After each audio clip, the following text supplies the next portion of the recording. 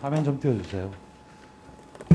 저는 대한항공과 아시아나우 기업 결합 심사에 관련해서 말씀드리겠습니다. 아까 우리 존경하는 송재호 의원께서도 말씀하셨듯이 상당히 빠르게 진행되는 사안입니다. 특히 9월 달에 산업은행 이동걸 회장은 빨리 진행됐으면 좋겠다. 공정에 섭섭하다는 이런 발언하신 거 아시죠? 그런 기자회견을 했습니다. 다음 페이지를 보시면 이게 보면 올 초에 기업 결합 신고가 됐고 현재 1년이 안 된 사안입니다. 다음 한번 보시겠습니다. 기업 결합 신고를 한 주체는 대한항공일 거고요. 공정에는 기업 결합 신고를 받아서 할 겁니다. 그 경우에 있어서 가장 중요한 건 시장 획정. 그러니까 노선을 어떻게 할 것이냐 이 문제일 거고요. 두 번째 문제는 소비자 우생이 올라가느냐 내려가느냐의 문제일 겁니다. 예컨대 인천에서 뉴욕을 가는 시간이 9시하고 9시 반 아시아나하고 대한항공이 있을 때 그 두 개를 합칠 거냐 말 거냐에 따라서 만약에 합친다면 소비자의 선택권이 줄어드는 거기 때문에 소비자 우생이 감소로 갈 거고요. 그대로 둔다면 바로 이 지점에 가장 중요한 포인트가 있습니다. 다음을 한번 보시겠습니다. 근데 이건 어디에 의해서 결정되지냐면 바로 국토부 항공정책에 의해서 결정되지는 겁니다.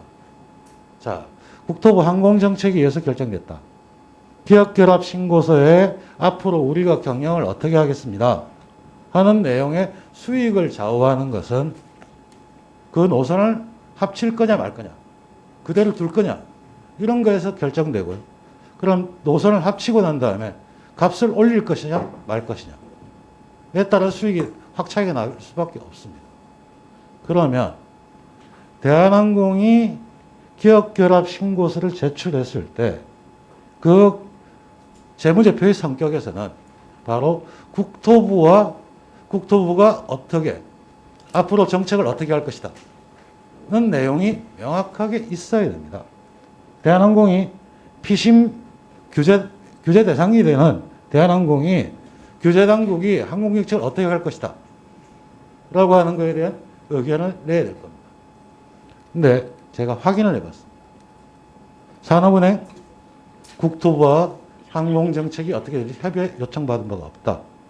공정이 요청한 바가 없다. 국토교통부도 받은 데가 없어요. 그러면 그 사업계획서가 타당한다, 안 한다, 검증이 되나요? 검증할 수 있습니까? 국토부가 노선을 어떻게 할지에 대한 방향이 안 돼 있는데 그거 없이 업자가 내놓은 방향이 과연 이게 제대로 된 PMI 계획인지 확인할 수 있습니까? 아마도 공정거래위원회에서는 당연히 기업결합 신고를 했던 대한항공이나 산업은행은 대한항공과 동일인입니다. 산업은행에 국토부에 항공 노선 정책을 어떻게 할 건지 자료를 확인해 달라고 하는 게 맞을 겁니다. 아니면 정책적으로 굉장히 중요하다는 사안이라고 한다면 좀 더 신속하게 진행시킨다면 공정위에서 경제성 분석을 할 때 바로 그 용역이죠. 할 때 이러이러한 거 국토부에 알려달라 할 수도 있었을 겁니다. 자, 이런 자료들이 하나도 오가지 않은 채 기업결합 신고에서 경제성 분석을 한 그 경제성 분석 용역이 과연 신빙성이 있다고 우리가 검증을 할 수 있을까요? 그거에 따라서 소비자 우생이 올라갔다, 아니면 경쟁이 제한됐다, 이런 판단을 할 수 있는 근거가 있을까요? 지금 산업은행이나 기업결합 신고를 제출했던 주체는 뭘 보고 사업계획을 하는지, 그걸 심사하는 공정거래위원회에서는 이런 자료를 요구하는 게 당연하고, 이런 자료가 없다면, 제출하지 못한다면 이게 심사 못하는 겁니다. 이러면서 심사를 빨리 해달라고 요청하는 게 타당한지 의견을 제시해 주십시오. 예. 위원님, 저희 심사 과정을 말씀을 드리면은 신고가 있고 나면은 지금 말씀하신 것처럼 공정거래위원회의 경제 분석과 이렇게 참고인이나 신고인들에 대한 의견을 들어서 심사 보고서가 작성이 됩니다. 근데 여기에서 심사 보고서에 있어서 경쟁 제한성이 있다라고 얘기를 하면 그 이후에 그러니까 이 경쟁 제한을 성을 완화시키기 위한 조치안이 무엇인가에 대해서 저희들이 그러니까 논의를 하게 돼 있거든요. 그래서 지금 말씀을 드리면 이 지금 신고된 이 사건의 경우에는 경쟁 제한성이라는 부분이 있다. 그래서 일정한 조치가 불가피하다라는 게 심사관들의 의견이고 이런 점이 존재를 하기 때문에 국토부와 협의를 시작하기로 했습니다. 그래서 국토부도 그러니까 저희랑 일단 그러니까 실무자뿐만 아니라 실무자보다는 조금 더 위에 있는 그러니까 국장급이나 그 위에서도 만날 거라고 말씀을 드립니다. 예. 예, 수고하셨습니다. 다음 오전 질의 마지막 순서로 권원 의원님 질의해 주시고. 예, 많이 기다렸습니다. 저는 뭐 약간 다른 측면에서 접근을 하는 걸 하나 보겠습니다. 띄워주시죠. 그 2017년에 미래에셋 대우하고 네이버가 자사주를 5천억씩 맡겨하는 사실을 아시죠? 네. 근데 이 전략적 제휴를 위해서 했다고 하는데요. 공시 내용에 따르면은 이 거래의 목적 전략적 제휴를 통해서 글로벌 진출 및 공동 사업을 추진한다고 되어 있습니다. 다음 페이지 보시겠습니다. 그런데 여기서 보면 일방이 계약 위반 시에 상대방이 지적하는 자에게 양도 주식을 매도할 걸 청구한 옵션을 상방이 가지고 있습니다. 그러니까 자기 주식을 어디에 파는 거에 대해서 제한을 가지고 있는 옵션이 있습니다. 그리고 이 주식에 대해서 처분 제한 기간을 설정하고 상대방의 회사의 경영권에 영향을 주기 위한 목적을 행위를 하지 않기로 약정되어 있습니다. 이게 그리고 처분 제한 기한 경과 후에도 이걸 하려고 하면 내가 우선적으로 할 수 있는 우선 매수권도 가지고 있습니다. 위원장님, 이런 거래를 어떻게 생각하십니까? 전략적 제휴를 위한 것이고 경영권에 영향을 주지 않는다. 이 말은 우호지분 아니겠습니까?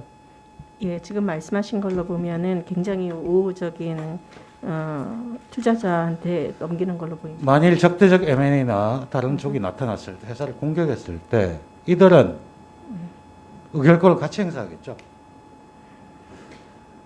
그런데 자, 경영권에 영향을 주기 위한 것을 하지 않는다. 그러면 이사선임과 재무제표 승인, 임원 보수 이거 다 추총 안건에서 상대방의 이익에 부합되게 의결권을 행사하는 건 충분히 예상 가능하죠. 실제 전부 다 동의했던 찬성을 했습니다. 왜냐하면 상대방 회사의 의결권을 위임했으니까 위임장을 줬거든요. 자, 2017년에 이 거래에 대해서 공정거래위원회 설명 자료가 있습니다. 이 자체를 위법이라고 볼 수 있냐 했을 때 특정금융 신탁이 아니기 때문에 공정거래법 규제를 위반하는 것 같지는 않다. 이렇게 표현을 하셨습니다. 그 다음 페이지를 한번 보시겠습니다. 근데 이 사안은 의결권을 공동으로 행사한다. 바로 자본시장법에 따른 공동보유자고 둘은 동일인이 될 수가 있습니다. 이 부분에 대해서 공정위는 이거는 금융위가 판단할 영역이라고 답변을 하셨습니다. 다음을 보시면 이렇게 자사주를 상대방에 하게 되면 의결권이 되살아나고요. 그 의결권은 나의 목적에 맞게 사용돼. 이게 약정이 되어 있으면 어떤 현상이 되겠습니까? 이거는 다른 사람의 주주 지배권은 희석되고 신주 발행과 유사한 효과를 가지게 됩니다. 그렇죠? 특히 그 공정위 설명 자료에 나와 있는 게 있습니다. 이 부분은 궁극적으로 상법의 개정을 통해서 해결될 문제인 것 같다. 라고 지적을 하고 있습니다. 저도 그게 맞다고 생각하긴 하는데요. 근데 사실 상법은 모든 법에 다 걸리는 거죠. 그 다음에 일반으로 들어오면 상장회사에 대해서 걸 수도 있을 겁니다. 저는 공정거래법, 상호 출자 제한 기업에 대해서는 이런 행위를 할 수 없게 제한하는 법이 필요하다고 생각되는데 공정거래위원장님 견해를 좀 주십시오. 예, 저희 이제 의원님께서 말씀하신 것처럼 이런 그러니까 자사주 처분을 통한 어떤 지배력에 대한 그러니까 보장 강화 이런 부분에 대한 우려를 잘 알고 있습니다. 그리고 말씀하신 것처럼 이런 부분은 사실은 그러니까 대기업 집단뿐만 아니라 일반 그러니까 상장 회사에서도 일어날 수 있는 거고 일반 기업에서도 일어나는 것 같습니다. 그렇기 때문에 규모가 가장 큰 상출 기업부터 시작을 해서 상장해서 그리고 상법 이런 게 순서가 필요하다고 생각하고요. 사실 최근에 가장 많이 화두가 되는 게 ESG입니다. ESG의 G에 해당하는 것이거든요. 자, 오늘 플랫폼 회사들 나와서 했던 것도 다 이런 방법을 쓰고 있습니다. 카카오 같은 경우도 K큐브 홀딩스라든지 상당히 문제가 있고 자사주 막교환 여러 가지 지배력 확대하는 조항들이 있습니다. 본의원은 국정감사가 끝나는 대로 이런 부분을 막기 위한 공정거래법 개정을 발의할 예정이니까 협조해 주시기 바랍니다. 그리고 좀 전에 오늘 많은 또 이슈가 됐던 게 해운업법 부분이 있었습니다. 입장이 다 다를 수가 있습니다. 해운회사의 경쟁력 강화라고 하는 목표와 그 다음에 화주, 소비자의 목표 다를 수 있습니다. 근데 여기서 원칙이 하나 있거든요. 제가 계속적으로 강조하는 게 지능은 개별 업법에서 다루는 겁니다. 공정거래법에서 담합은 공정거래법에서 다루는 게 맞습니다. 해운업법에서는 공동행위가 허용되는 건 절차와 과정과 이것들이 기술되어 있습니다. 예외적으로. 지금 하는 부분은 그 예외적인 조항을 지키지 않았다는 것이고요. 해수부는 본인들이 감독하면서 그 절차를 지키는 걸 감독해야 되는 기관입니다. 그 기관이 그 절차를 지키지 못한 거에 대해서 자신들이 업무를 하지 않은 거에 대해서 책임을 져야 될 사람들이 법을 바꾸겠다. 규제 체계를 흔들겠다. 저는 이건 원칙에 어긋난다고 봅니다. 이번 종강 때까지 이런 부분에 대해서 명확한 입장을 제시해 주시기 바랍니다. 한 말씀 해 주십시오. 예, 의원님께서 말씀하신 것처럼 공정거래위원회가 이 해운법에서 허용하지 않는 그런 담합에 있어서는 그러니까 폐해가 많다. 그리고 이 폐해는 궁극적으로 25만 화주와 5,200만 소비자들이 질 수밖에 없습니다. 그래서 공정거래위원회가 법 적용을 하는 거는 이분들을 위한 안전장치를 가동하는 겁니다라고 말씀드리겠습니다. 수고하셨습니다. 다음 보충 질의 마지막으로 권원 의원님 질의해 주십시오. 예. 아까 질의할 때 공정위 관련해 가지고 미래에셋 대우와 네이버의 자사주 관련해서 실제로 보면 이제 상장회사라든지 상법 이렇게 할 수 있지만 제한적으로 상호 출자 기업의 경우에 부터라도 해야 된다는 입장을 제가 여쭤봤습니다. 그에 대한 공정위원장님의 견해를 듣고 싶습니다. 예, 말씀드린 것처럼 가장 원론적인 측면에서는 이 부분을 상법에서 처리하는 게 맞지만, 그러니까 의원님께서 이 부분에 대해서 공정거래법 개정에 관심이 많은 걸로 알고 있습니다. 의원님께서 이 개정안을 발의를 해주시면은 저희는 그 부분에 대해서 열심히 검토를 하겠습니다. 예, 그 알펜시아 잘 아시죠? 알펜시아, 네. 예. 그 알펜시아 입찰 담합 관련해 가지고 조사에 나섰다는 말이 있는데 사실입니까? 그 알펜시아는 강원도가 100% 출자해서 1조 6천억을 투입한 해서 2009년에 완성된 회사입니다. 근데 해마다 100억 원대 이상의 적자를 내고 골칫덩어리인데요. 최근에 공개 매각을 통해서 KH그룹의 자회사인 KH강원개발이 7,115원에 낙찰됐다고 합니다. 위원장님, 공정거래법 19조 2항을 보면 공공의 입찰 관련해서 공동행위를 방지하는 조치가 규정되어 있죠. 네. 근데 제 2항에 보면 공공기관의 장은 입찰 공고를 하거나 낙찰료가 결정될 때 입찰 관련 정보를 공정거래인에 제출해 규정되고 있습니다. 알고 계시죠? 네네. 근데 강원도나 강원개발공사가 입찰 관련 정보를 제출했는지 공정에 확인해 보니 그런 일이 없다고 합니다. 어떻게 된 겁니까?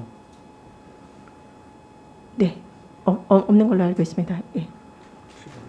지방공기업이어서 19조 2항에는 네네. 중앙만 예, 지금 말씀하신 것처럼 여기에는 중앙행정기관이라든가 지방자치단체 또는 공은법에 의한 공기업의 경우에 저희들이 그러니까 결국에는 지방 공기업이기 때문에 네네. 보고할 의무가 없는 게 된 거죠. 네네.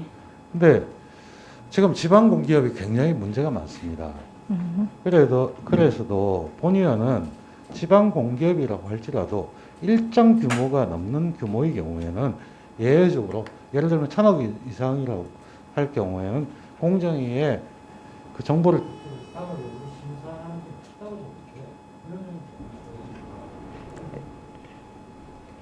저희가 담합 조사를 나가고 나면 그쪽에서 자료 제출을 하는 거는 맞습니다. 근데 질문이 정확히 지방 공기업은 그런 규모가 없는 거예요. 지금 지방 기업들이 굉장히 사이즈가 크다 보니까 일정 규모의 공사의 경우에서는 지방 공기업이라고 할지라도 공정에 통보를 해서 공정에 유도를 할 수 있는 그런 장치를 만드는 게 필요하지 않는 거죠.